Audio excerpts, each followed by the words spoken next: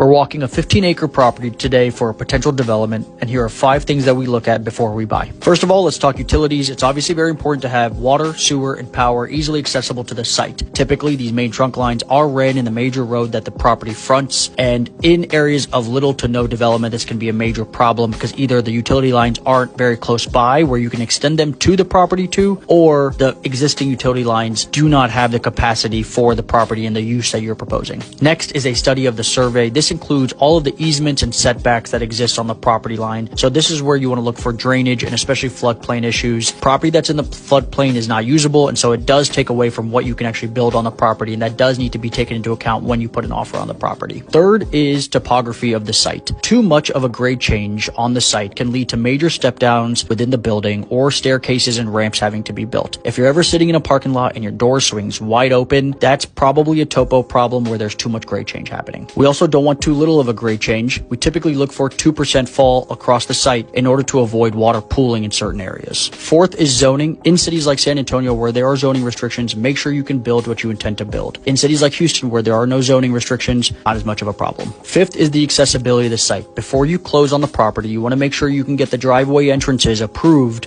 where it's most advantageous to the people that you may lease or sell to in the future. Follow for more commercial real estate tips.